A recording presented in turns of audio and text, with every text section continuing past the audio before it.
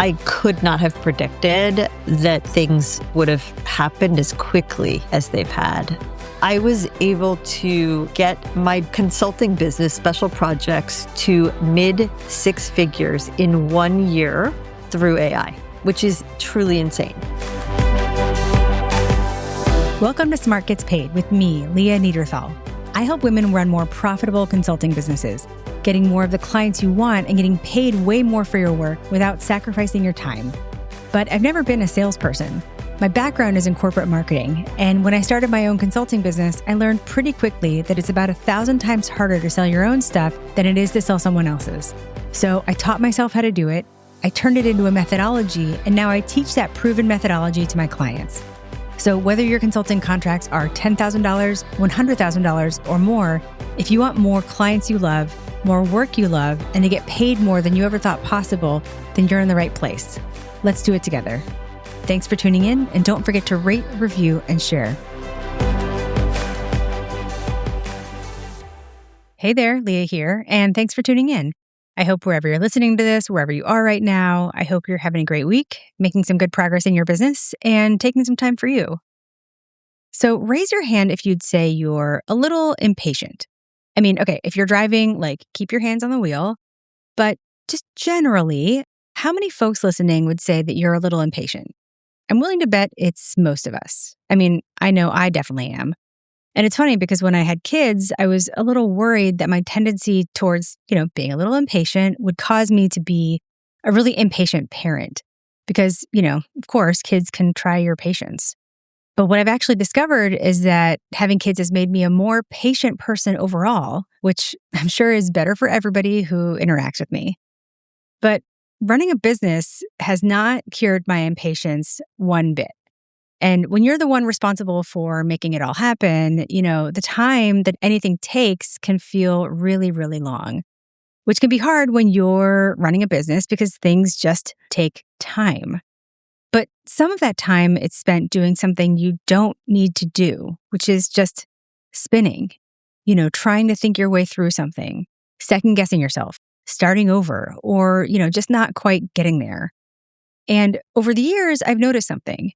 A lot of the women I work with, a lot of the women I talk to are incredibly smart, just deeply capable people. And they end up spending a ton of time trying to figure things out on their own because, as business owners in their own small business, they don't really have another option. They don't have a process to follow, or they don't have someone to think alongside. So they do what smart, capable women do. They work harder and just push through. And that works. I mean, it does work, but it's slow and it's exhausting. And it takes way longer than it needs to, which, as we've established, is not great for those of us who just want things to be done right now or, preferably yesterday. And, one thing that's helping women consultants do things faster these days is AI. And I know you can't go anywhere on the internet right now without seeing something about AI. Just go on LinkedIn for 2 minutes, right? It's like, AI is going to take all the jobs, or AI is going to make your job better, or here's my infographic of 500 AI tools you need to start using today. And I think a lot of that noise can make it hard to see what's actually useful, concretely, practically useful for someone running a consulting business. And that is speed. And really being able to build and grow a consulting business faster than ever before. So today, I'm going to cut through that noise a little bit because the conversation I'm sharing with you is one of the most genuinely impressive examples I've seen of someone using not just AI to do techie things, but using both a clear methodology and AI tools together. And you're going to hear what's possible with the combination of those things. So today I'm talking to Nina Willdorf, who runs a consultancy called Special Projects, where she helps CEOs identify who their most valuable customers are and how to get more of them. Nina is a former magazine editor who went on to work at places like Coinbase and Airbnb and in venture capital. And when she decided to start her own consulting business, she came in with a ton of expertise and a lot of hustle. But she didn't have a system to actually grow her business. And since we've been working together, I have to say, I've had a front row seat to how she's grown her business in just a year. And when we had one of our coaching calls a while back, she was showing me how she's using AI alongside our methodology. And I was just blown away because what she'd built wasn't just clever. it had actually changed the speed of her whole business. And when I saw that, I was like, you have to come onto the podcast and talk about this. So in my conversation with Nina, you're going to hear the specific tools and strategies that have made the difference, including how she's using AI in some really smart ways. And you're going to hear the mindset shifts underneath all of it, and hopefully ones that help you as well. So take a listen to my conversation with Nina Willdorf, and at the end, I'll come back and share a lesson you can apply in your business. And then hopefully, someday soon, you'll partner with us to help you build your consulting business, and you'll come back on the podcast and share your story. Enjoy. Nina, I'm so glad you're here. Thanks for being here. Thanks for having me, Leah. I'm so happy to be here. So let's start at the beginning. Why don't you tell us who you are and what you do? I'm Nina Willdorf, and I run a consultancy called Special Projects. We help CEOs identify who their most valuable customers are and how to get more of them. What were you doing right before you started your business? So right before I started my business, I was working at a venture capital firm, helping them with marketing and, communications and platform, and helping their CEOs also identify their growth and their opportunities at the early stage. Before that, I had worked in-house at Coinbase and Airbnb. And before that, in V1, I was a magazine editor. So I was a magazine editor in New York, and that was so much about helping identify where the story is in a moment and what makes things inherently interesting and connecting people to stories. I do love the through line of story Yeah. and connecting to what really matters and using that in service of companies and or founders or CEOs that can't quite get there on their Yeah. own. And I think the thing that I've always really loved doing, it's usually a game of translation. So people are building something or they want something to manifest in the world. And then it's about figuring out like who actually needs that? Where is there actually a market and what do those people care about and what matters to them? And then really connecting those dots, helping kind of bring those two forces together is the way that I think about it. And it is incredibly gratifying when you kind of get to that unlock. And so a big part of what I do is a lot of qualitative research. And I get on the phone with people and I talk to them and I use those interviewing skills of like just really listening deeply and then using that to drive the translation. And so that's just been, I've been designing the practice of kind of getting to that unlock has been really what this first year of Special Projects has been about. And I could not have predicted.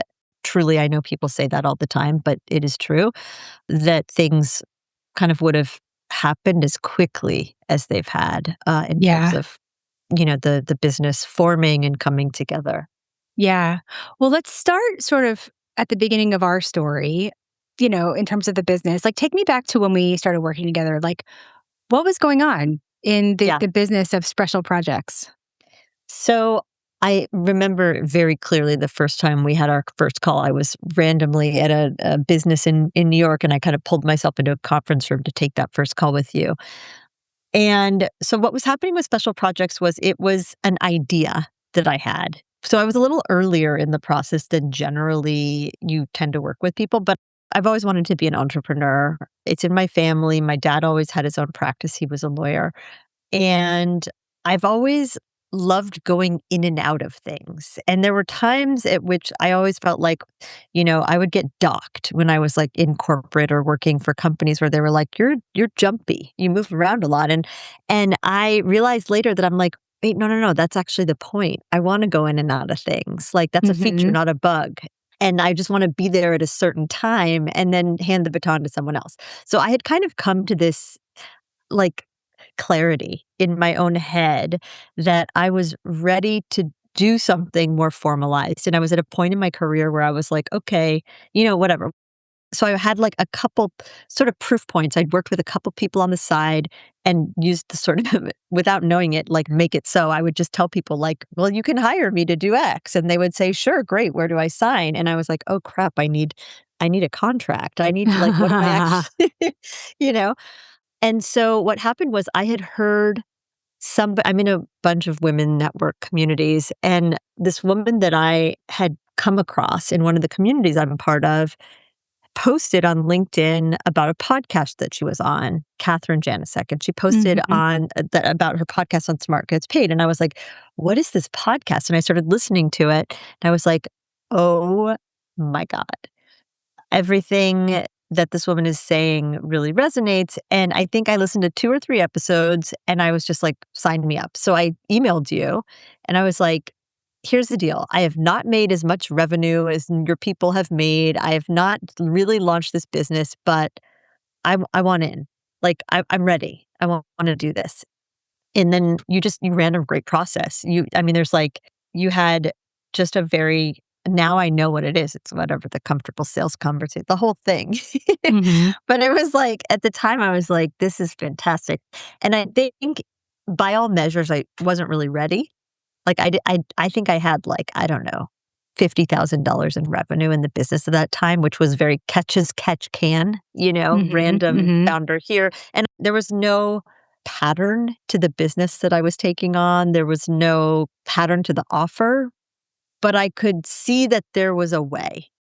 I've always been a fan of hiring people to help me that are exceptional at what they do and additive to things that I know. So, could I have figured this out myself?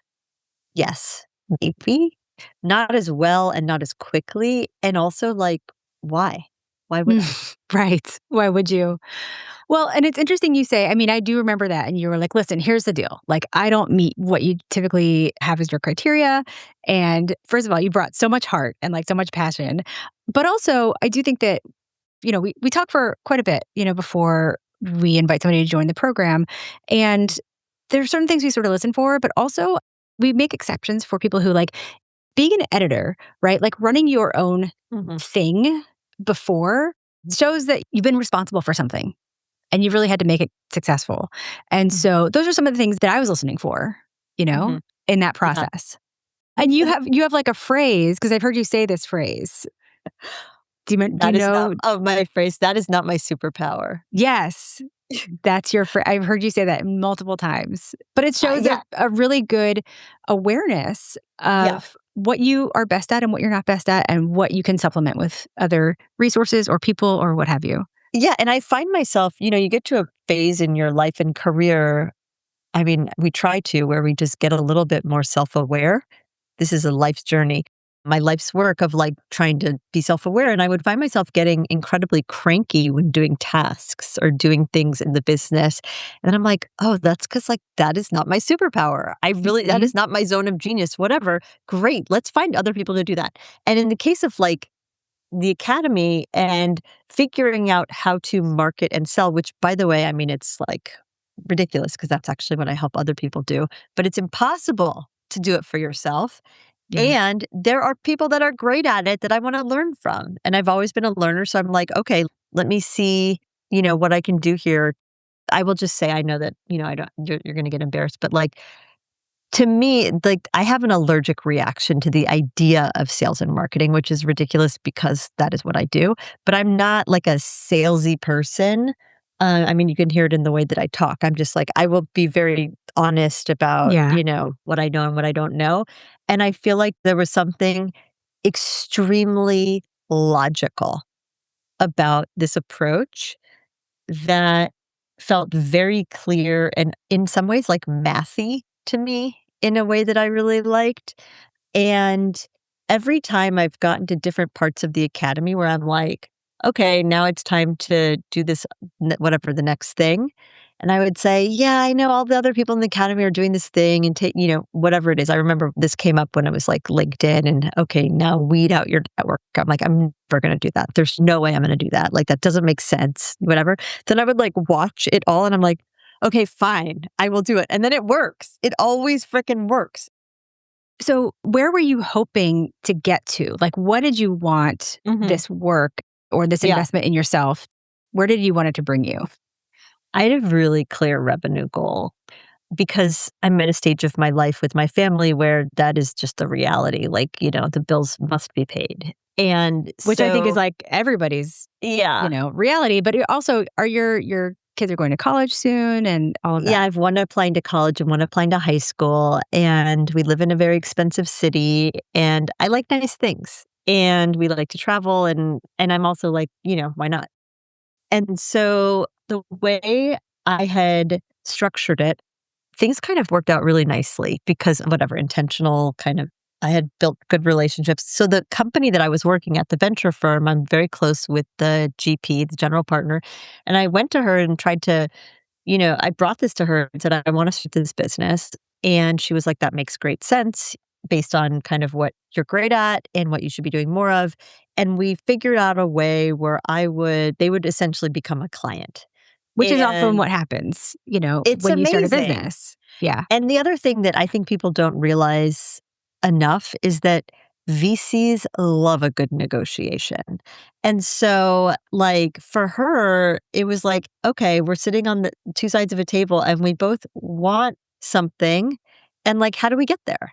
And so we kind of structured it in a way that would work well for me and work well for them, which was them being a client.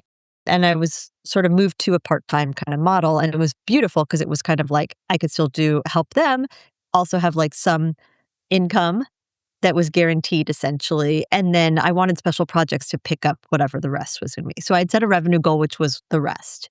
And the nice thing about that was that it gave me a couple months to really learn and invest in the educational piece and just carve out space. And so I took on a bunch of stuff at the beginning of the year that in retrospect was very random, but also just every single time just gave me a ton of data.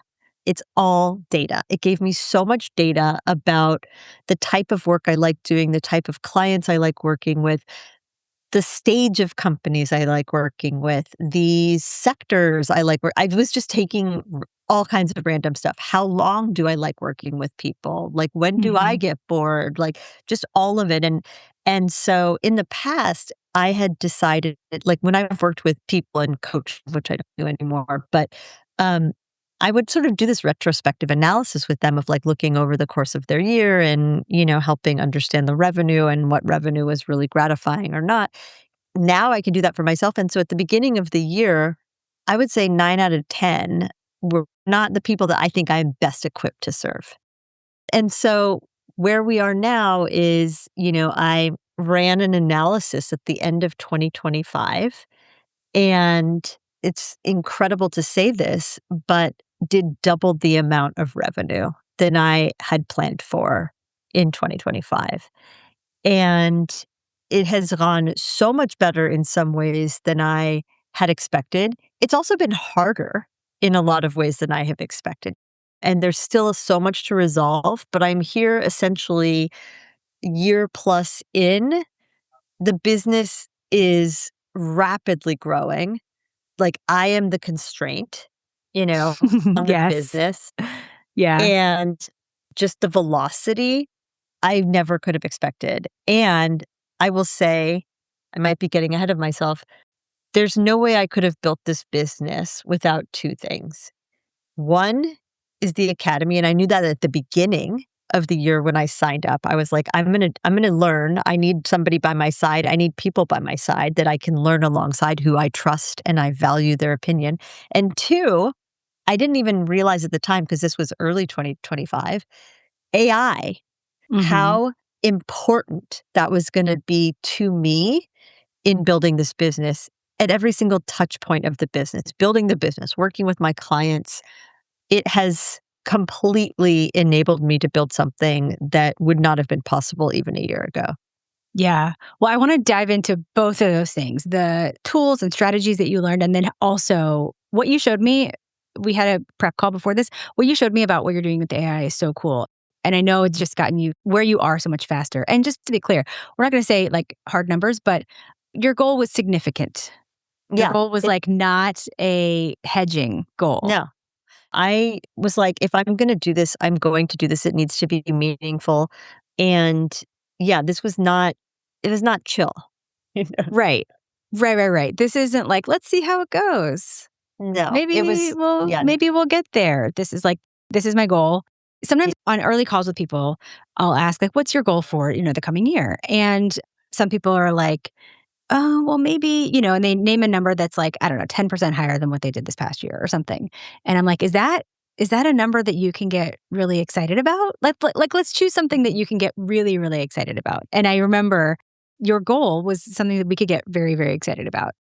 And I remember saying to you, Leah, I like to make money. I love making money because to me, making money is about having agency and independence and resources to give. And it will also be a measure and a yardstick for me that this is working and that I can help people and that they find it so valuable that they want to pay me a lot of money. And over the course of that, I'm going to help them make even more money. And that will mean that their business is successful. And so I am not embarrassed about it at all. I mean, no surprise, that dovetails perfectly with like how I feel about money and women and all that stuff. But I think it's such a like deeply ingrained programming that Mhm. it's so hard to overcome. You cannot overcome it just by like snapping your fingers, and being like, Yeah. I'm going to talk about money now. It's just, there's so much that goes into it. And we do talk about money in the academy, people Yeah. are like, I'm not sure if I can, post when you're asking for feedback on something, for example, like what I'm Mhm. actually charging. I Well, found everyone's that to be so incredible.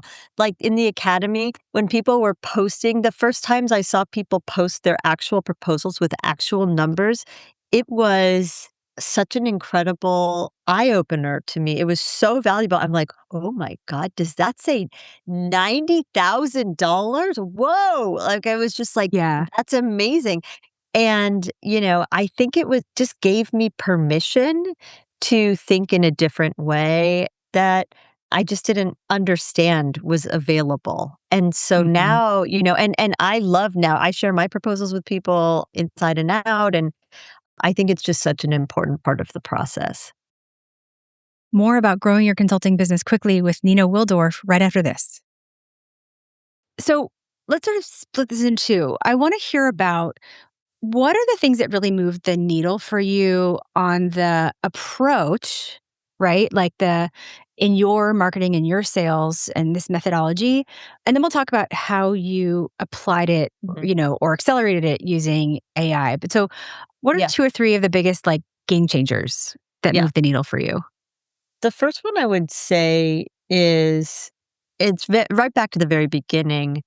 The painkiller statement, you know, I have a ton of respect for editors and writers as whatever, recovering editor or writer. And the process that we went through to get very clear about what it is that I do that is actually fundamentally valuable to the people that I want to help was so incredibly difficult and iterative. It's still iterative. I mean, I mess with it all the time, but that piece was just foundational. And I'm a very impatient person. I like to say that I like working with impatient people too. There's good impatience and bad impatience, or helpful and not helpful impatience. It was hard for me to sit with that. It was hard for me Hmm. to sit in that moment where it wasn't clear and not just be like, okay, this is good enough. Let's go. Because it wasn't good enough for a while. And I remember putting things into Slack, and having you and your colleagues kind of continue to kind of push me. And the feedback was always incredibly insightful and, focusing on this word versus that word and this structure versus that structure. And there are also really smart comms and marketing leaders in the academy who would also jump in and share their Hmm. perspective. And even on the coaching calls, like people kind of help. So I would say getting that right was a real unlock for me. In fact, yesterday, randomly, somebody came onto my LinkedIn that I don't know. I had posted something. Again, I post all the time now because I force myself to per the instructions in the academy. And some person I don't know sent me a note that said, I don't know who you are. I saw your post and I love your bio. And Mm. the bio incorporates my painkiller, like, right at the top. And it Mhm. was, like, just like that kind of thing, this just like, "Oh, thank you." Like, what a nice thing to hear. And so that's number 1. Number 2, I would say one of the things that I wanted to get right, I wanted to spend a lot less time getting people to a yes. So if we Mm. know who I wanna help and if, if I'm gonna have these calls with people, how do we understand if I'm right for you and if you're right for me? And so there's a process called the comfortable sales conversation. And it is essentially a templated flow for a conversation that gets people to really open up and open up and be curious about themselves in such a way that helps you determine what they actually need and if it Mhm. maps to what's valuable. And so I use every single sales conversation I have a version of that template that you created, and I go through Mhm. it and I write into it, I record it, and I force myself to do what I think is the most uncomfortable part of it. And I do this in interviewing just generally, but to just keep asking follow up questions, not talking, Mhm. really trying to keep my mouth shut and not pretend that I know the answer, which is hard for me sometimes, and to just keep asking them why. Mhm. And if a year from now, if this were true, what would this do for the business? And, just kind of keep going in and being like, well, why is that hard? And what have you tried? And why is this important? Why now? Like just, Mhm. and getting all that data. And then that moves to the third thing that I've found most productive and helpful, which is the way of writing a proposal. Actually, I want to say a fourth thing too, if I can. The third thing is way of writing a proposal, because there is a very clear flow that gets people to say yes. So the three things in the proposal that I think are really working. One, the situation appraisal. So I take all of that information that we have just unearthed out of the comfortable sales conversation. And this is where we can talk about AI in a second. AI is literally my partner in crime through this entire thing. But the write up of what I heard from them and why this matters, I've had two people in the past 3 months, my biggest projects to date, come back to me and say, the way you wrote about where we are at and your understanding of our business, people have been in this world for years and years and years and aren't able to play back to me in such a way what they heard. And what that does, why Mhm. that's important, it establishes trust and that we are partnering in this from the beginning. And by the way, if they disagree with my situation appraisal, then that is totally fine. I'm not the right person for you, Right. right? So, but here's what I am observing, and here is what I think the opportunity is. And if you agree, then I can help you. Right. And here's how I can help you. And if you don't agree, then there are going to be other resources that you can go find. And I'm happy to introduce you to some of them. So that piece, I think, is really good. I will say this is a small one, but it has really worked for me. I know that everyone loves this, the backfack. I just ran the fastest process I've ever run in terms of somebody texting me saying, I think I have somebody that needs to know you. Do you have time to take on a project? Within 2 weeks, I was on a proposal follow up call that I had Mhm. booked through the backfack Wait, because I define that. Define that for folks. book a call from a call. So I had been on a call with the CEO that I'd gotten introduced to. We had a great conversation. I told him what my rates start at for projects like that. I kind of mapped out like loosely how I thought it could work. I asked him if he was interested in seeing a proposal. I only create proposals for people when it seems like there is interest in moving forward because it's a Mhm. very detailed process. And this call was on a Friday. I said, I can have a proposal to you on Monday. Do you have your calendar available? Why don't we just set up time right now for us to review? You'll have time with the proposal. And why don't we set up time for Wednesday so you can have a little time to digest and then you can bring your questions to me? So we booked time for Wednesday, the backfack, book a call from a call. And I wrote the proposal over the weekend using our process and also some AI, which I'll get into how I use it. I don't use it to write, I use it to poke holes. And in another world, I would have been like, oh my gosh, I'm spending my weekend. This could be such a waste of time. Like, who even knows if this is going to go anywhere? But I knew it was going to go somewhere because we had a call on the calendar on Wednesday to review it. And Exactly. so, I had my three options in the proposal. Don't just put one option in, put in three, Mhm. because then it gives somebody the agency to choose. Mhm. And by the next Friday, 1 week, we were on this. I had been on a call with him the Friday before. By that next Friday, he had said he wanted option 2. And Amazing. that's insane. And this Yeah, is not a small project. And this is a really cool founder that I'm really excited to help. that's awesome. I mean, especially in a universe where typical B2B sales cycle takes anywhere from 3 to 18 months Yeah. and is even longer, 25% longer is what the studies show these days. And you do this in 2 weeks. Yeah. I've been taking a bunch of notes. So Painkiller, comfortable sales conversations, proposal, and book a call from a call. And a couple things I just want to sort of pull out there. I mean, these are like keystone things in our system, but they do all work together. I think you said earlier that it's kind of mathy, right? Like Yeah. the comfortable sales conversation, you take that information, it goes directly into the proposal, right? The painkiller is how we ensure that the people who even get on the phone are the right people. And then book a call from a call is simple and powerful and means that you're not clawing people back, right? Mhm. And what I love about all of this is one thing that's sort of buried in here that you didn't mention is leading the client. Book a call from a call is sort of one application of this pillar concept that we use called leading the client.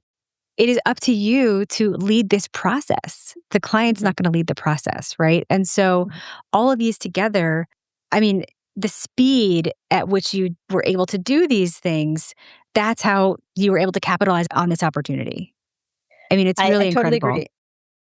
So we talked about the strategies that really move the needle for you, but I think the through line in what you've been able to do this year is how quickly you've been able to do it. And I know that AI has been a huge part of that journey. Can you Mhm. talk about like how you started to, use that and how are you using it? Mhm. Yeah. There's not a day that goes by that I'm not using AI. I'm using it in ways that aren't necessarily super obvious. And so I'm really excited to share some of that today because I love having more people kind of get empowered in building their businesses. And also, we can talk about some other reasons why I want people to use AI. But anyway, and ways that it makes sense. So, to be very clear, I was able to get my consulting business, special projects, to mid 6 figures in 1 year through AI, which is truly insane. Okay, so I will give you a couple scenarios in which I use it that have been really additive and complementary to some of the strategies that we've talked about. So the academy trainings often have workbooks. I've downloaded all of those. I've downloaded all of my notes to myself and I put them into a project. I use Claude primarily, though I do use other tools for different things. But so my go-tos are, Claude, ChatGPT, Gemini increasingly. And then Mhm. I take my calls when it makes sense using Granola, which is a note taker. And so what that project does is allows me to have a corpus of knowledge that I don't have to dig through.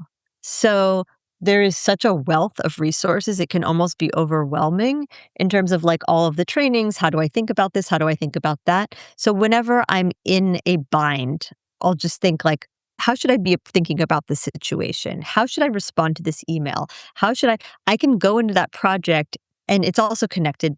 Claude is connected to my email and my Google Drive. And I will Mhm. just say, do you see that email that just came in? Using the using the best practices that I've learned in whatever, like how should I think about this? How should I follow up? And it'll just give me kind of back and forth.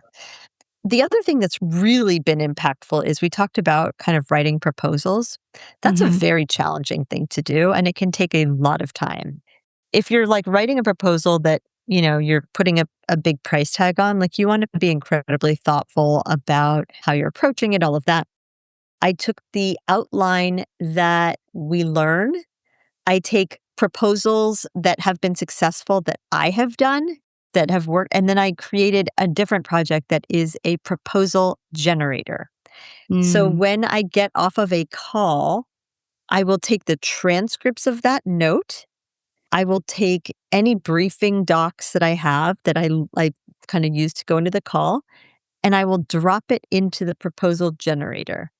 And I will say, I would like a first draft based off of the model of XYZ. And one of the things that's really important here is that this is like a conversation. Usually I'll end up talking to AI for like, I don't know, 10 rounds to Mm-hmm. get it working right. And I'll give a lot of feedback. We'll go back and forth and all of that in my proposal generator. And it's not like a bot. It is like a thought partner. It is like a partner in crime for me as we're thinking together. I'm like, that option 2 doesn't really make sense. I feel like there's not a big difference between option 2 and option 3. Or I feel like, something about this isn't working in terms of the pacing of how I would approach this. Or I think that we're not really being clear enough I use we, we're not being clear enough in the situation analysis about why this moment is so important for this Mm-hmm. business. So we'll have a conversation and we'll tweak it. One very interesting thing that I did in the most recent one is I wrote a proposal. I then slept on it and I woke up and I was like, I really don't like this proposal. It's Uh-huh. not working yet. And so then I dropped it in and I asked Claude to tell me, based on everything I know from the academy, what is not working here. I knew it wasn't working. I didn't know why. You just didn't And know like what felt off.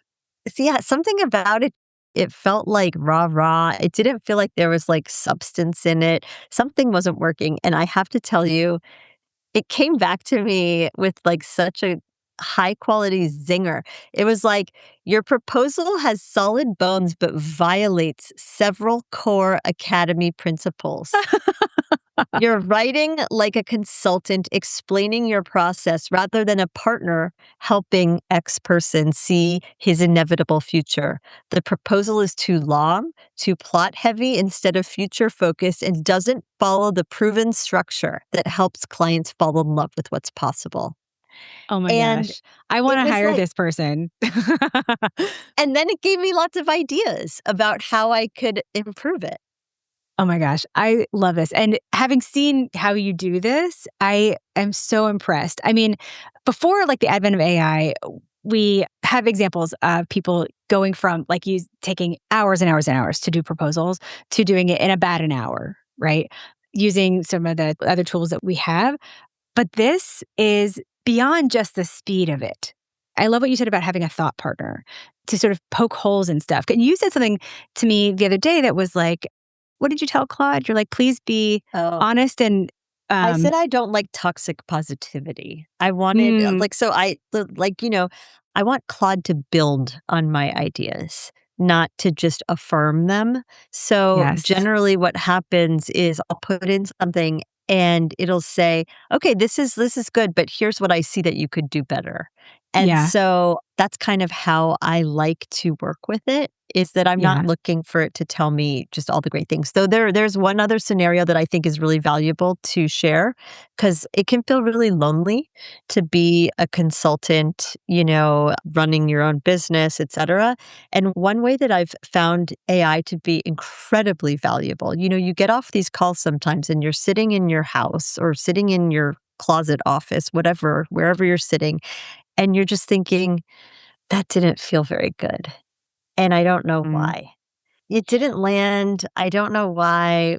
And so if you are using a note taker, you can drop those transcripts in. And I've done this so many times. And I'll just say, like, that conversation felt really off to me. Like, what about it? What happened there? What could I do differently? Like, why do I feel uncomfortable? Or why do I feel, and it's like, okay, here are 3 reasons why that conversation didn't land. When you said this, they said that. It's like having a girlfriend, like, be sitting there, but like a really intuitive and kind of, I like my girlfriends to kind of tell me like what I could do better too. And so, like, they'll just, like, poke holes and be like, "Yeah, well, and you know what, by the way, this is not the right person for you." Like, Ah, I love it. Telling you violated the principles, which PS I harsh know. in a good way, but also affirming like, yeah, you're not off track here. Like this felt weird. The ick you were feeling was not unwarranted. Yeah. These are really sophisticated things. I mean, what you've built is like sort of a knowledge engine to be able to do this at a level and a speed that's just really fast. I mean, you can't sort of talk about AI without acknowledging some of the criticism of it and the way people are using it. What would you say to somebody who's like hesitant about using AI in their consulting business? Like what do you hear the criticisms are? And what would you say to that? Yeah. I hear those criticisms and I agree with a lot of those criticisms. And we're talking about things like it makes you, less sharp. It makes you, I don't know, dumber over time or reduces critical Yeah, or thinking. lazy, Lazy, or yeah, exactly. it sort of makes the brain blur out, whatever. Okay, so that is all possible and that can all be real.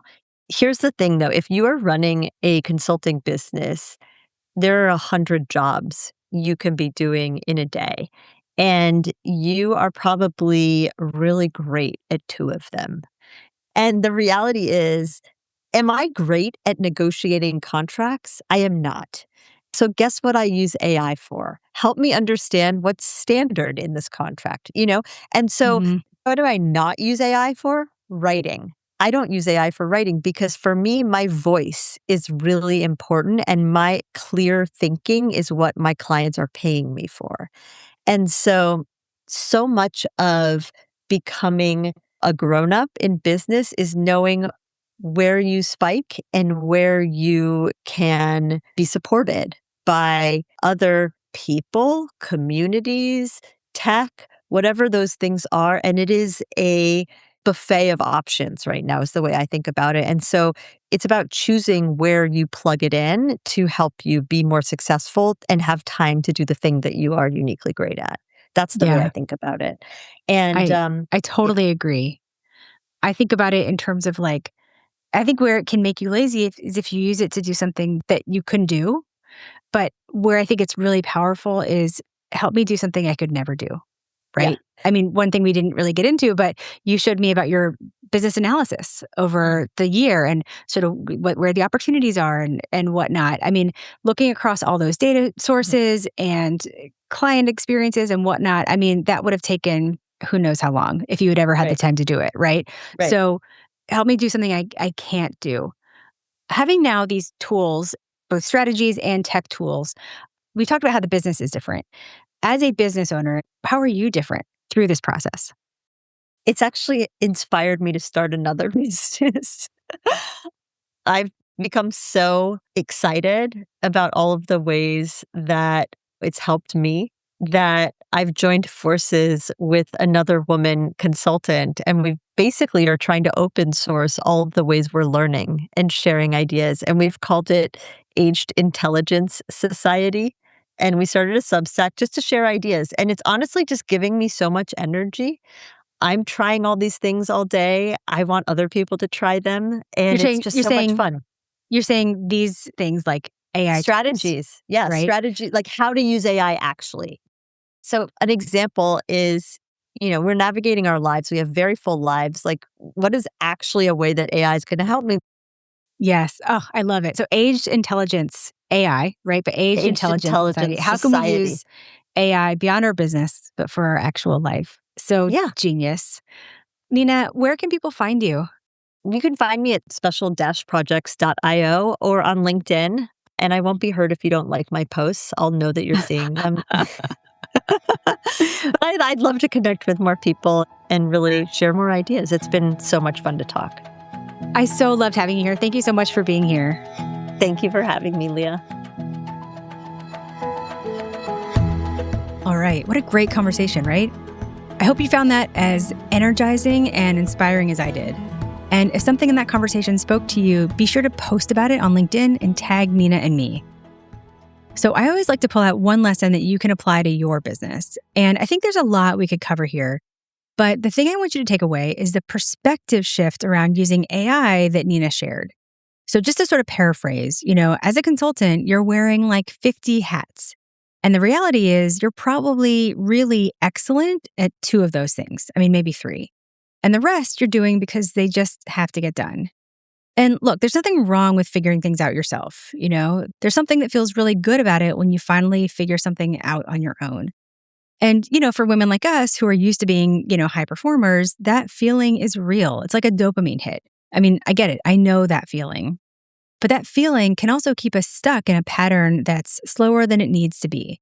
Because just because you can figure something out doesn't mean that's the best use of your time and energy. And I know the women that I work with, the women I work with, the women consultants, you don't have FOMO, fear of missing out. You have FOWT, fear of wasting time. You're wondering whether the things you're spending your time on are actually going to move the needle. And when it comes to the things that really matter, building your pipeline, landing bigger clients, growing your business, that's not the place to go slow. But, it's a hard habit to break, trying to do everything yourself. I mean, take me, for example. I actually have a Post-it note on my monitor that says, literally, what can you ask for help with? And I put it there because even my tendency is to do things myself. But, it's not the fastest path, and it's not the most sustainable one either. And as your business evolves and you move from the startup stage to the messy middle, it's the time to start asking yourself, is this something I need to figure out on my own, or has somebody already figured it out and I need to borrow what they did? And what Nina showed, and I think is the real lesson of this episode, is that the transformation she was able to make in her first year wasn't just about working hard.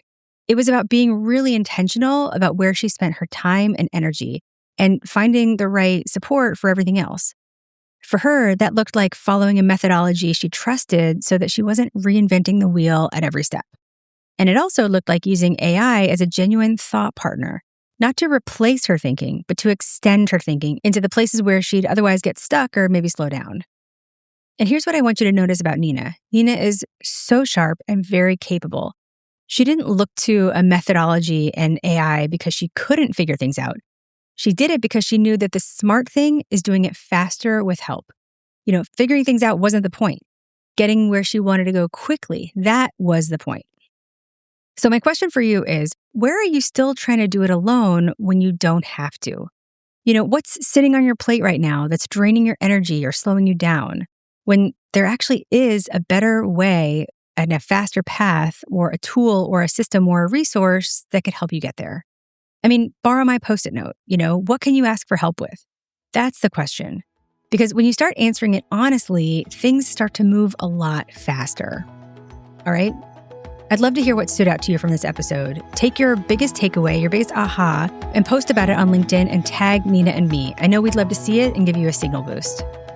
And one more thing. After we had this conversation, I invited Nina to do a live behind-the-scenes walkthrough on AI in one of our Academy skill sessions.